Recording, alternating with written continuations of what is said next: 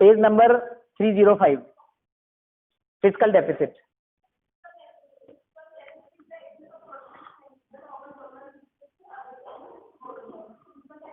देखो कल अपन ने पढ़ा था रेवेन्यू डेफिसिट। रेवेन्यू डेफिसिट के अंदर revenue expenditure was more than revenue receipt. आज हमारा टॉपिक है फिजिकल डेफिसिट। फिजिकल डेफिसिट हमें ओवरऑल डेफिसिट बताता है कि गवर्नमेंट के टोटल बजट में कितना डिफरेंस है, कितना कमी है। और फिजिकल डेफिसिट को पूरा करने के लिए गवर्नमेंट लेती है लोन, बोरोइंग। इसलिए अपन फिजिकल डेफिसिट जब कैलकुलेट करते हैं तो अपन बोरोइंग को इंक्लूड नहीं करते, क्योंकि फिजिकल डेफिसिट से तो पता चलेगा कि गवर्नमेंट को बोरोइंग कितनी लेनी है। तो इसका फॉर्मूला है total expenditure minus total receipt except borrowing other than borrowing. क्योंकि बोरोइंग वैसे तो गवर्नमेंट की इनकम है, मगर गवर्नमेंट को शामिल हटाकर अगर गवर्नमेंट को कितना जरूरत है वो निकालना चाहते हैं अपन। तो इट इज द, इसका डेफिनेशन क्या है, excess of total expenditure over total receipt other than borrowing. Fiscal deficit is equal to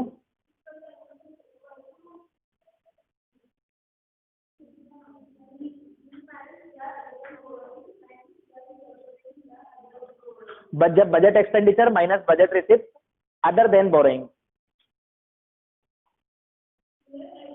in fact fiscal deficit is the estimation of total borrowing by the government. तो fiscal deficit एक तरीके से government की borrowing का estimate है, जैसे मैंने आपको बताया। क्योंकि हमने बोरोइंग को इसमें इंक्लूड नहीं करा तो गवर्नमेंट के सारे एक्सपेंसेस से जो टोटल इनकम है वो कम है, तो जितनी कम है उतना गवर्नमेंट को बोरोइंग लेना पड़ेगा। तो एक्चुअली में फिजिकल डेफिसिट हमें क्या बताता है, गवर्नमेंट की बोरोइंग रिक्वायरमेंट्स के बारे में बताता है कि गवर्नमेंट को कितना लोन लेना है। पेज नंबर 305, न्यू बुक है ना, तो ओल्ड बुक वालों से पूछ लो, पेज नंबर बताओ।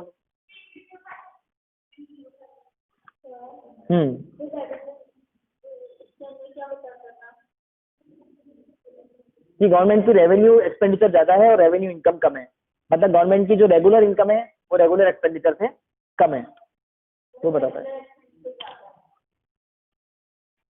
और ऐसा होता है डेवलपिंग इकोनॉमीज के अंदर, क्योंकि वहां पर गरीब जनता ज्यादा होती है और अमीर लोग कम होते हैं, तो टैक्स कम मिलता है और डेवलपमेंट एक्सपेंडिचर ज्यादा करना पड़ता है।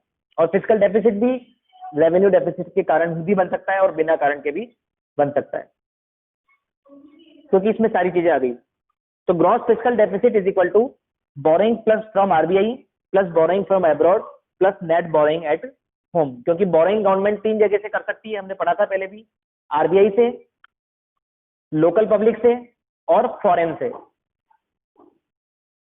इम्प्लीकेशन फिजिकल डेफिसिट से क्या क्या होगा ये पढ़िए।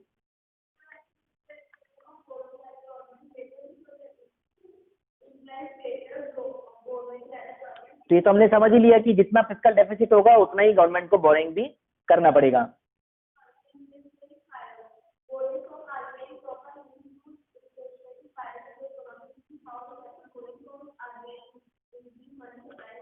देखिए इन्फ्लेशनरी स्पाइरल का मतलब होता है कि महंगाई से महंगाई बढ़ती है। जैसा हमने अभी कल भी पढ़ा था कि जब महंगाई बढ़ेगी, इन्फ्लेशन होगा, तो उससे कॉस्ट ऑफ प्रोडक्शन भी महंगा हो जाएगा। पढ़ा था हमने, वेजेस ज्यादा देनी पड़ेंगी, रॉ मटेरियल महंगा हो जाएगा, इलेक्ट्रिसिटी महंगी हो जाएगी, पावर महंगी हो जाएगी, फ्यूल महंगा हो जाएगा। तो इसका मतलब कॉस्ट ऑफ प्रोडक्शन महंगा हो जाएगा, तो वापस से महंगाई बढ़ेगी, क्योंकि कॉस्ट ऑफ प्रोडक्शन से ही तो फिर वो सेल बनती है, तो प्रोड्यूसर और ज्यादा प्राइस पर सेल करेगा। तो इसी चीज को बोलते हैं inflationary spiral. When due to inflation cost of production becomes expensive and due to cost of production again inflation will rise. इसको शॉर्ट में वेज प्राइस स्पाइरल भी कहते हैं, चाहो तो लिख लो, वेज प्राइस स्पाइरल। मतलब महंगाई बढ़ेगी तो मजदूरों को ज्यादा मजदूरी देनी पड़ेगी, और ज्यादा मजदूरी देनी पड़ेगी तो वापस से कॉस्ट ऑफ प्रोडक्शन बढ़ेगा और ज्यादा प्राइस हो जाएगी। Read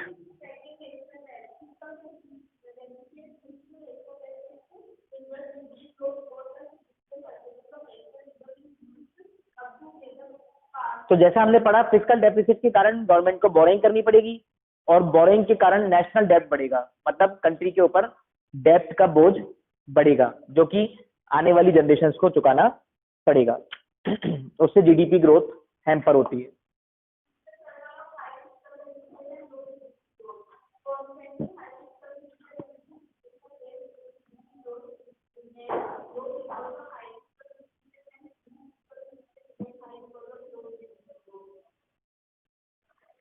vicious circle of high physical deficit and low GDP growth.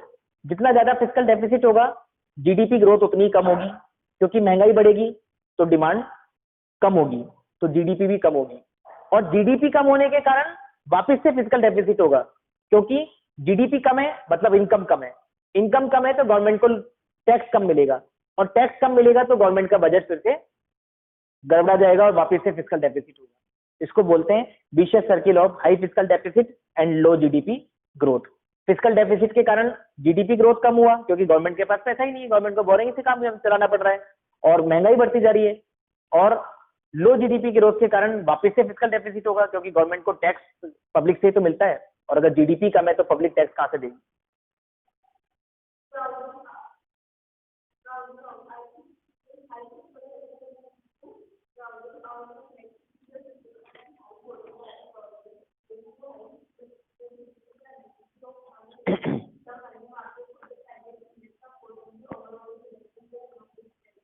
Crowding out का मतलब है कि गवर्नमेंट जब बोरिंग लेगी तो बहुत ज्यादा बोरिंग लेगी, और बहुत ज्यादा गवर्नमेंट बोरिंग लेगी तो लोकल इन्वेस्टर के लिए, प्राइवेट इन्वेस्टर के लिए मार्केट में फंड्स नहीं बचेंगे, क्योंकि सारा पैसा गवर्नमेंट उठा लेगी। और जब आप लोग जानते हैं, हमने पढ़ा है कि अगर लोन की डिमांड ज्यादा हो जाती है तो लोन की प्राइसेस भी बढ़ जाती है, रेट्स बढ़ जाती हैं। तो क्राउडिंग आउट इफेक्ट के कारण जो इंटरेस्ट रेट है वो ज्यादा हो जाएंगी और मार्केट में अवेलेबिलिटी ऑफ फंड कम हो जाएगा, तो उससे प्राइवेट इन्वेस्टर के लिए पैसा नहीं बचेगा मार्केट में और इन्वेस्टमेंट कम हो जाएगा।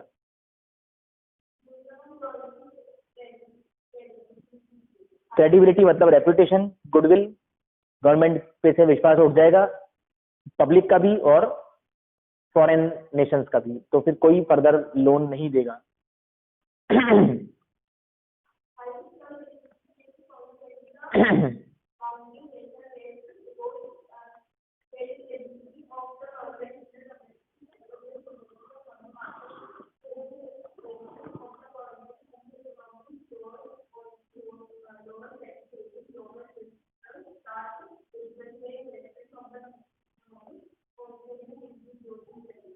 तो फिजिकल डेफिसिट होने से हमारे नेशनल डेट बढ़ते हैं, नेशनल डेट बढ़ने से गवर्नमेंट की क्रेडिबिलिटी डोमेस्टिक मार्केट में और इंटरनेशनल मार्केट में दोनों में खराब हो जाती है।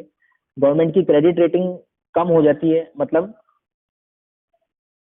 रैंक कम हो जाती है, उसकी क्रेडिबिलिटी मतलब उसकी रेपुटेशन कम हो जाती है।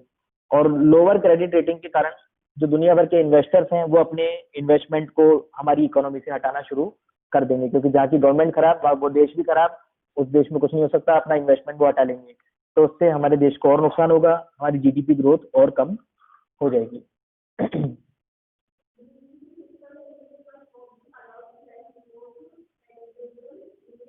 तो ऐसा कहा जाता है कि फिजिकल डेफिसिट को ज्यादा बढ़ने से रोकना चाहिए, और एक स्टैंडर्ड है कि 3% ऑफ जीडीपी से ज्यादा फिजिकल डेफिसिट नहीं होना चाहिए। टोटल कंट्री के जीडीपी का 3% से ज्यादा फिजिकल डेफिसिट नहीं होना चाहिए। तो हमने कल पढ़ा ही था, फिजिकल डिसिप्लिन मतलब तो गवर्नमेंट का रेवेन्यू और एक्सपेंडिचर दोनों इक्वल है, और फिजिकल इनडिसिप्लिन मतलब दोनों इक्वल नहीं है, यानी कि डेफिसिट।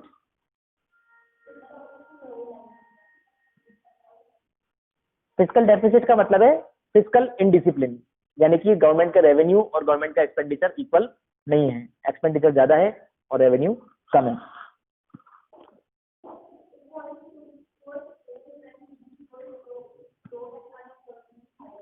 तो इस सिचुएशन में जीडीपी ग्रोथ तो कम हो जाती है और अनएम्प्लॉयमेंट ज्यादा हो जाता है, क्योंकि जीडीपी कम हो जाएगा तो एम्प्लॉयमेंट कम हो जाएगा।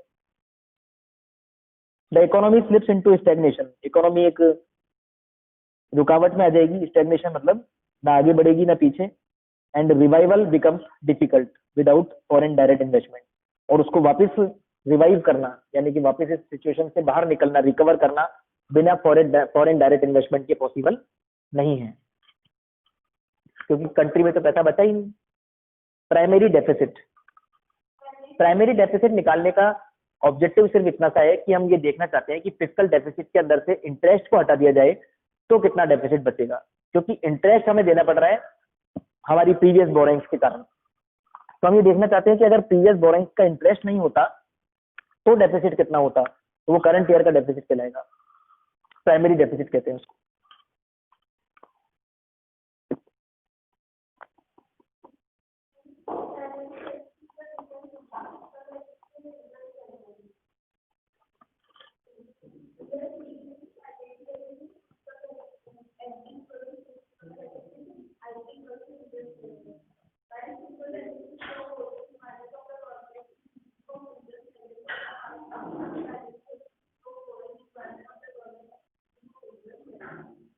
तो fiscal deficit inclusive of interest payment था और primary deficit exclusive of interest payment है, क्योंकि हमने उसमें से इंटरेस्ट को हटा दिया और मैंने आपको उसका ऑब्जेक्टिव बता ही दिया।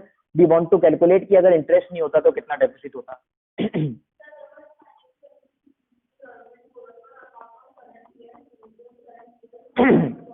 तो हमारी करंट ईयर एक्सपेंडिचर के कारण हमको कितना बोरिंग लेना पड़ा, वो किससे मालूम पड़ेगा? Primary deficit. इंप्लीकेशंस बिल्कुल सेम होंगे जो फिजिकल डेफिसिट के थे।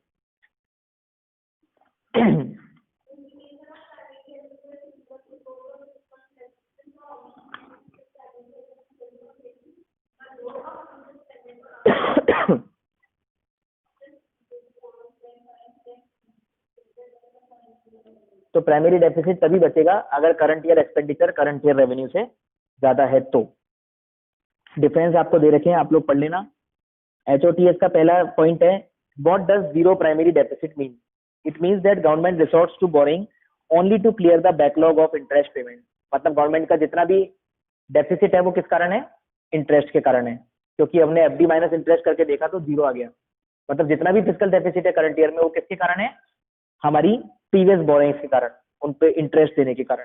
There are no borrowing because of the excess of current year expenditure over current year revenue. मतलब current year expenditure current year revenue से ज्यादा नहीं है, हमारा current year expenditure current year revenue के इक्वल है, जब भी तो इंटरेस्ट के इक्वल आ रहा है physical deficit. Simply because current year expenditure happens to be equal to current year revenue, it is a sign of fiscal discipline on the part of the government. तो current year हमारा fiscal discipline में है, मगर previous government की या previous year के loan के कारण हमें इंटरेस्ट पे करना पड़ रहा है, ये इसका मतलब है। सेकंड पॉइंट है कि एक government budget shows a primary deficit of 6900। Primary deficit तो है 6900 और इंटरेस्ट है 400, तो फिजिकल डेफिसिट क्या होगा? तो fiscal deficit is equal to primary deficit is equal to fiscal deficit minus interest होता है। तो हमें इसमें प्राइमरी डेफिसिट दे रखा है 6900 और इंटरेस्ट दे रखा है 400, तो हम फिजिकल डेफिसिट निकाल सकते हैं।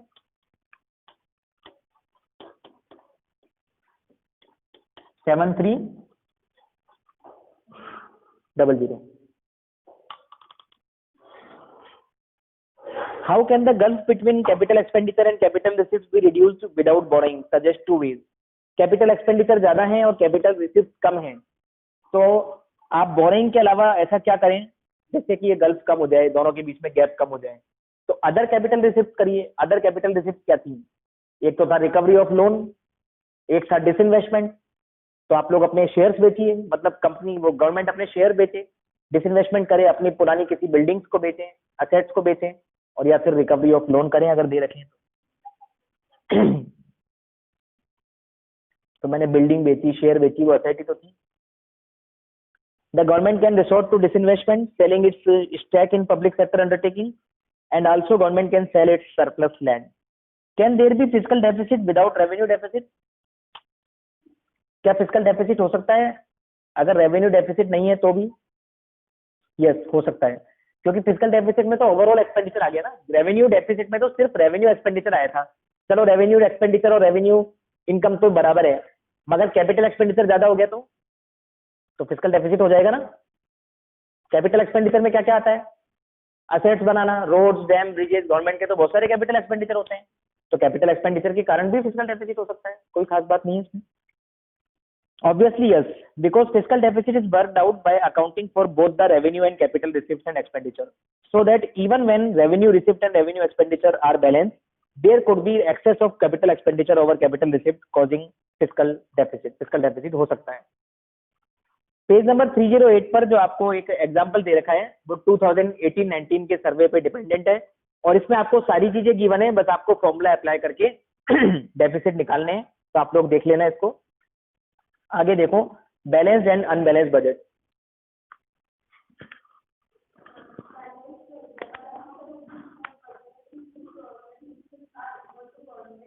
बैलेंस बजट वही होता है कि जिसमें कोई डेफिसिट नहीं है, कोई सरप्लस नहीं है, दोनों इक्वल हैं।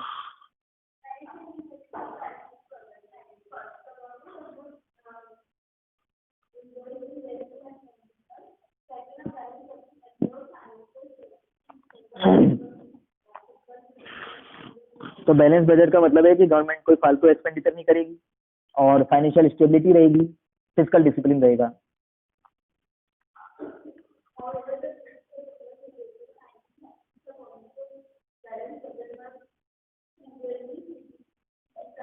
मगर कंट्री ऑलरेडी अगर डिप्रेशन में है, कंट्री के अंदर डिमांड बहुत कम है और फिर भी गवर्नमेंट अपने बैलेंस बजट रख रही है, तो इसका मतलब गवर्नमेंट ट्राई नहीं कर रही एडी को बढ़ाने के लिए, ये मतलब भी निकाला जा सकता है। अगर गवर्नमेंट को एक्सपेंडिचर करना चाहिए और गवर्नमेंट एक्सपेंडिचर नहीं कर रही, अपने बैलेंस को, अपने बजट को बैलेंस रख रही है, तो इसका मतलब इसका गलत मतलब भी निकलेगा। तो गवर्नमेंट को, अगर डेवलपिंग इकोनॉमी है, डिप्रेशन है, डिफ्लेशन है, तो गवर्नमेंट को खर्चा भी करना चाहिए।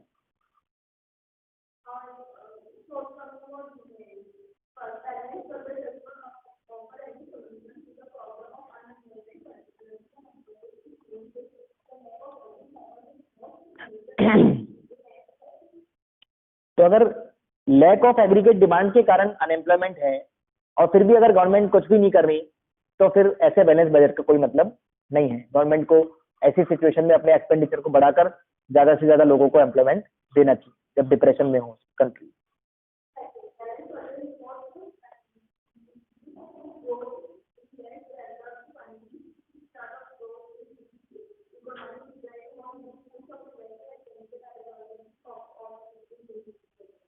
बैलेंस बजट देखा जाए तो ग्रोथ को शो नहीं करता लेस डेवलप्ड कंट्रीज, क्योंकि लेस डेवलप्ड कंट्रीज में मैंने आपको बताया कि टैक्स देने वाले कम होते हैं और पुअर पीपल ज्यादा होते हैं, वहां ज्यादा डेवलपमेंट एक्सपेंडिचर की जरूरत है। तो अगर ऐसी कंट्रीज का बजट बैलेंस बजट है, इसका मतलब गवर्नमेंट वहां पर ट्राई नहीं कर रही है एम्प्लॉयमेंट देने का और कंट्री को ग्रो करने का।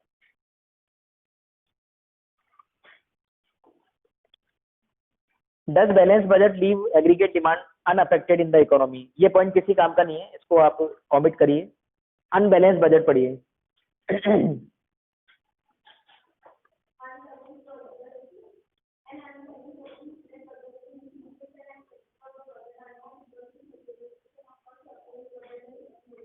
अब अगर बजट अनबैलेंस है, इसका मतलब रेवेन्यू और एक्सपेंडिचर इक्वल नहीं है, तो या तो रेवेन्यू ज्यादा होगा या फिर एक्सपेंडिचर ज्यादा होगा।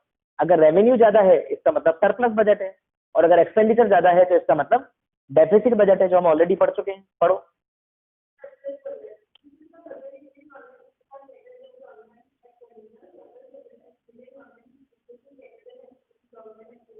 So as I said, when receipts are more than expenditure, then it is surplus budget. इसके मेरिट्स हैं, it is desired when the economy is battling inflation due to excess AD. अगर country में already inflation है, aggregate demand बहुत ज्यादा है, तो government को ज्यादा खर्चा नहीं करना चाहिए, और गवर्नमेंट खर्चा नहीं करेगी तो सरप्लस बजट होगा। Surplus budget plus the inflationary gap by lowering the level of AD. तो सरप्लस बजट से गवर्नमेंट का एक्सपेंडिचर कम हो जाएगा, जो कि एग्रीगेट डिमांड का पार्ट होता है। एग्रीगेट डिमांड का मतलब होता है C plus I plus B plus X minus M. Government expenditure is a part of aggregate demand.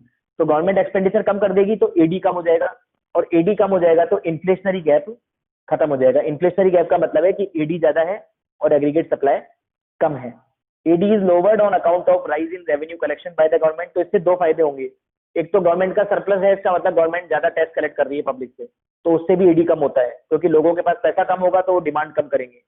और दूसरा फायदा है कि गवर्नमेंट का एक्सपेंडिचर कम है, और गवर्नमेंट का एक्सपेंडिचर कम होगा तो भी एडी कम होगा, क्योंकि government expenditure is a part of aggregate demand. इसके डिमेरिट्स हैं, as surplus budget tends to lower level of AD in the country, it is not desired during the period of depression. तो मैंने बताया पहले भी कि अगर डिप्रेशन है कंट्री के अंदर, तो फिर तो गवर्नमेंट को ज्यादा खर्चा करना चाहिए।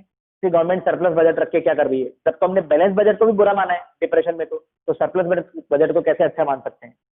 If surplus budget is constantly pursued, AD may reduce to a level that causes unemployment in the economy. अगर गवर्नमेंट अपना हमेशा सरप्लस बजट रखेगी तो एक दिन ऐसा आएगा जब इसके कारण एम्प्लॉयमेंट की कमी हो जाएगी, क्योंकि जितना एडी गिरेगा उतना ही एम्प्लॉयमेंट भी कम होगा, क्योंकि डिमांड ही नहीं है तो किसके लिए प्रोडक्शन होगा। द इकोनॉमी में बी ड्राइवन इनटू ए लो लेवल इक्विलिब्रियम ट्रैप। और जब लेवल एडी का बहुत कम हो जाता है तो उसको बोलते हैं लो लेवल इक्विलिब्रियम ट्रैप, क्योंकि फिर एडी कम ही होता जाता है। फिर डेफिसिट बजट पढ़ो।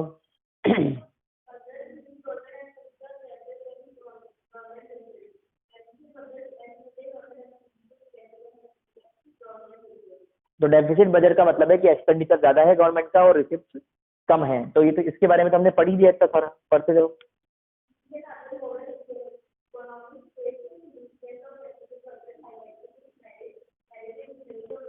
अब मेरिट तो आप लोग समझ ही गए होंगे कि क्योंकि डेफिसिट का मतलब है कि गवर्नमेंट खर्चा ज्यादा कर रही है, ज्यादा कर रही है तो कंट्री को डिप्रेशन से निकलने में मदद मिलेगी, एग्रीगेट डिमांड बढ़ेगी, गवर्नमेंट अपना एक्सपेंडिचर करेगी तो डेवलपमेंट होगा और बहुत सारे फायदे होंगे। हम्म।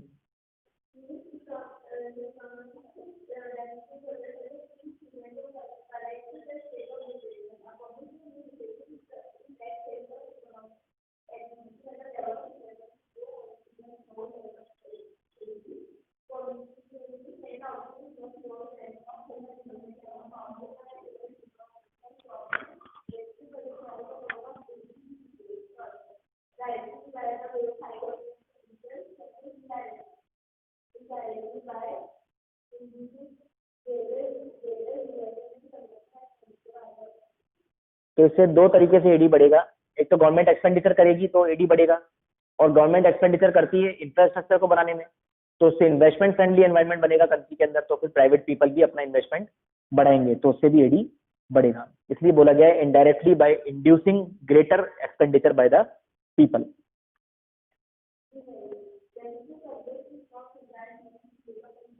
मगर जब कंट्री में ऑलरेडी इन्फ्लेशन है तो फिर भी अगर गवर्नमेंट ज्यादा खर्चा कर रही है तो फिर तो इसका मतलब इन्फ्लेशन को और बढ़ावा दे रही है, क्योंकि एडी और बढ़ जाएगा तो फिर और महंगाई बढ़ेगी।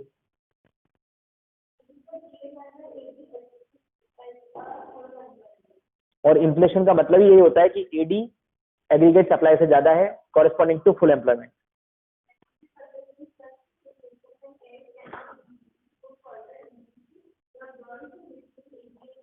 तो डेफिसिट बजट का मतलब यही होता है कि जब एएस बढ़ नहीं सकता और एग्रीगेट डिमांड मतलब सप्लाई नहीं बढ़ सकती और डिमांड उससे भी ज्यादा है तो फिर तो महंगाई बढ़ेगी ना, फुल एम्प्लॉयमेंट है।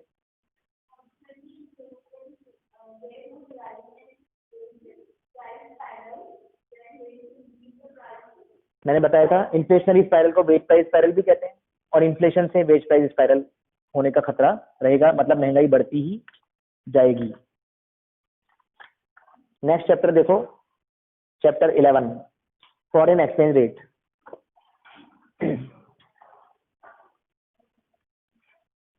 फॉरेन एक्सचेंज मतलब फॉरेन करेंसी, और फॉरेन एक्सचेंज रेट मतलब कि हम फॉरेन करेंसी की क्या कीमत है हमारी करेंसी के अंदर।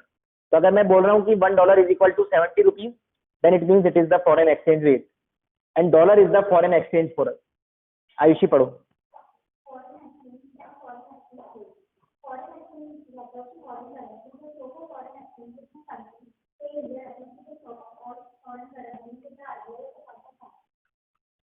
तो जितना भी हमारे पास फॉरेन करेंसी है वो हमारा फॉरेन एक्सचेंज का स्टॉक कहलाएगा।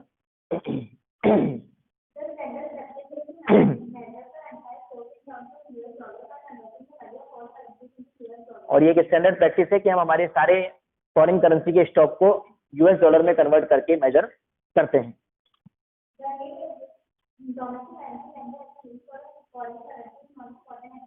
हम हमारी डोमेस्टिक करेंसी को फॉरेन करेंसी में जिस रेट पर कन्वर्ट कर सकते हैं वो हमारी फॉरेन एक्सचेंज रेट कहलाती है। जैसे मैंने बताया $1 इज इक्वल टू 70 रुपीज, तो वो क्या है, फॉरेन एक्सचेंज रेट है।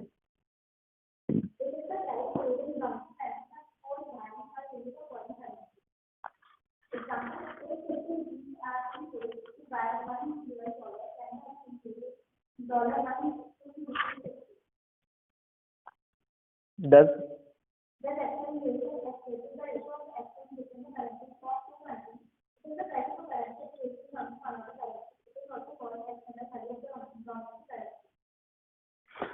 तो फॉरेन एक्सचेंज रेट एक तरीके से हमें रेशियो बताती है हमारी कंट्री के रेट और फॉरेन कंट्री की करेंसी की रेट के बीच में, और इसको external value of domestic currency भी हम कह सकते हैं।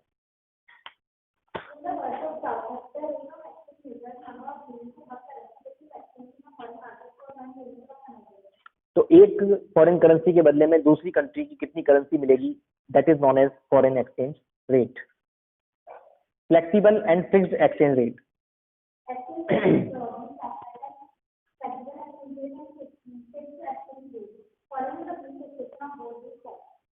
फ्लेक्सिबल एक्सचेंज रेट के अंदर क्या होता है, एक्सचेंज रेट मार्केट से डिसाइड होती है, जैसा कि आजकल होता है। जिस कंट्री की करेंसी की ज्यादा डिमांड होगी उसकी डिमांड इंटरनेशनल मनी मार्केट में ज्यादा होगी तो उसकी प्राइस ज्यादा होगी। तो डॉलर की और पाउंड की प्राइसेस इसलिए ज्यादा है क्योंकि उनकी करंट कंट्री की करेंसी की डिमांड ज्यादा है, और जिस कंट्री की करेंसी की डिमांड इंटरनेशनल मनी मार्केट में कम होगी तो उनकी प्राइसेस भी कम होगी। तो जिस मार्केट में फॉरेन एक्सचेंज की डीलिंग होती है उसको क्या बोलते हैं? इंटरनेशनल मनी मार्केट, और फॉरेन एक्सचेंज मार्केट भी कह सकते हैं।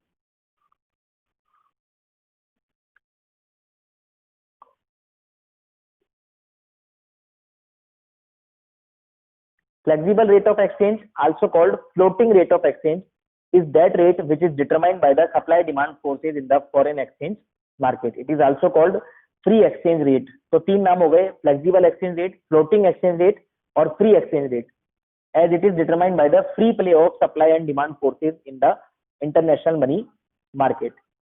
क्योंकि वो फ्री प्ले से होता है, कोई गवर्नमेंट उसमें इंटरफेयर नहीं करती है, जैसा जिसकी डिमांड ज्यादा होगी उतनी उसकी प्राइस भी ज्यादा हो जाएगी, फॉरेन एक्सचेंज रेट भी ज्यादा हो जाएगी। The exchange rate at which demand for foreign currency is equal to its supply. हम जानते हैं एक्सचेंज रेट कैसे निकलती है, जैसे हम प्राइस कैलकुलेट करते थे, where demand is equal to supply, यहाँ पर भी ऐसे ही होगा, जहां पर फॉरेन एक्सचेंज की डिमांड और सप्लाई इक्वल होगी वही रेट डिसाइड होगी। उसको हम पार रेट ऑफ एक्सचेंज भी कहते हैं और इक्विलिब्रियम रेट ऑफ एक्सचेंज भी कहते हैं, where demand is equal to supply. Determinants,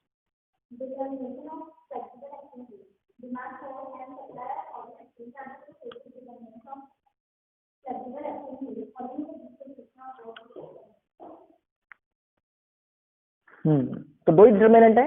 आप किसी भी कंट्री की एक्सचेंज रेट की अगर डिटर्मिनेशन करना चाहते हैं तो आपको उसका डिमांड चाहिए और सप्लाई चाहिए। डिमांड का प्राइस से नेगेटिव रिलेशन होता है और सप्लाई का प्राइस से पॉजिटिव रिलेशन होता है। जैसे हमारे गुड्स में होता है वैसे ही फॉरेन एक्सचेंज के अंदर भी होता है। बिल्कुल कमोडिटी की तरह चलता है।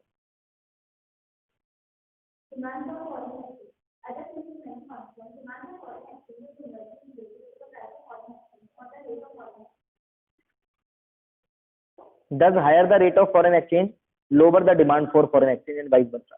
जितना रेट ज्यादा होगी उतना ही उसकी डिमांड कम होगी, और रेट कम होगी तो डिमांड ज्यादा होगी।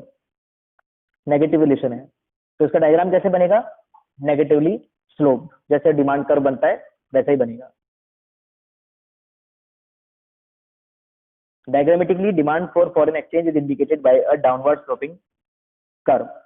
Figure 1 shows that higher the exchange rate, lower the demand, and lower the exchange rate, higher the demand. So when exchange rate is 50, demand is $200 million.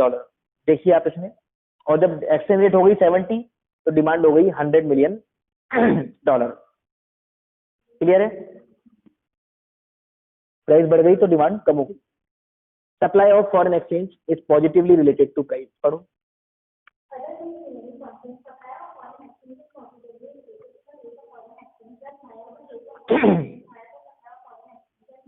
जितनी ज्यादा रेट होगी उतनी ज्यादा सप्लाई होगी। Diagrammatically it is indicated by upward sloping curve. तो आप देख सकते हैं इसमें जब प्राइस 50 है तो $100 million है सप्लाई, और जब प्राइस 70 हो गई तो सप्लाई हो गई $200 million। It is positively slope, left to right upward. अब इक्विलिब्रियम रेट ऑफ एक्सचेंज कैसे डिसाइड होगी? बस इन दोनों कर्व को मिला दो आपस में। ये तो है अपना डिमांड कर्व और ये है अपना सप्लाई कर्व। ये दोनों जहां पर इक्वल है ये हमारा इक्विलिब्रियम पॉइंट होगा, ये हमारी इक्विलिब्रियम रेट होगी और ये इक्विलिब्रियम क्वांटिटी होगी। यहाँ पर हमेशा रेट को दिखाते हैं यानी कि प्राइस, और यहाँ पर हमेशा दिखाते हैं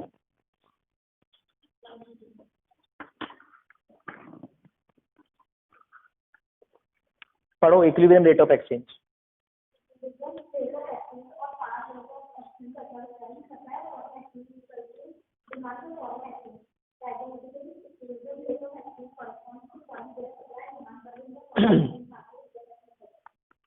So where both the curves intersect each other, it is the rate of equilibrium.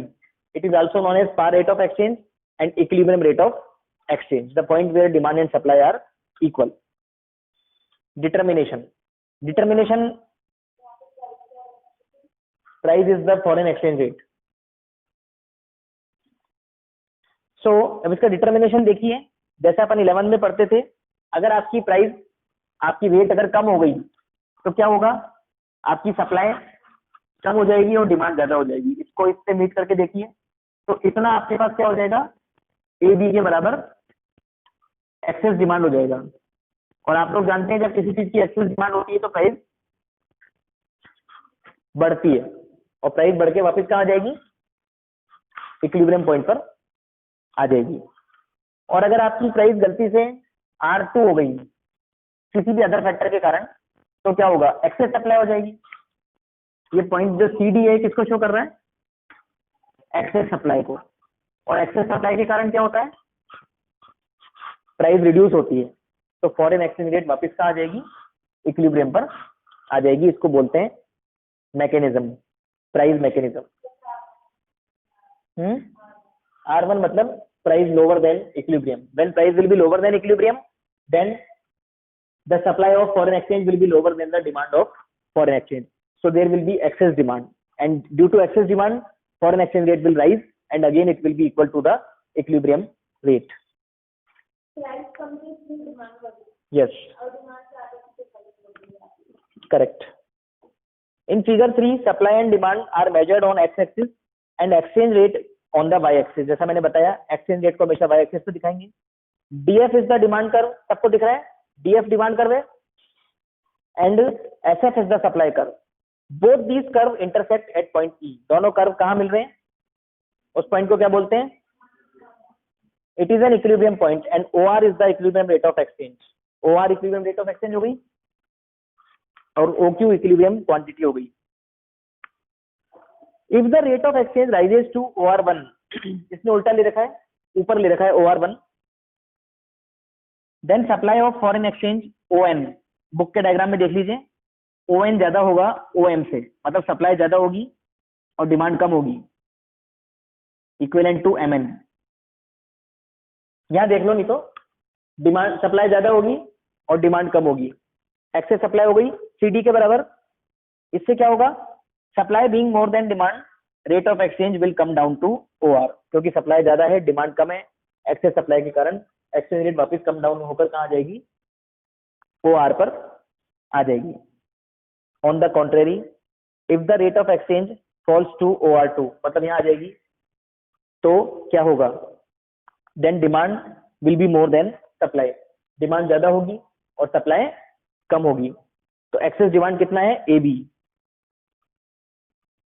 Demand being more than supply, rate of exchange will again rise to OR, क्योंकि एक्सेस डिमांड के कारण प्राइसेस बढ़ती हैं, तो एक्सचेंज रेट वापस बढ़कर कहां पर चल जाएगी, OR पर आ जाएगी।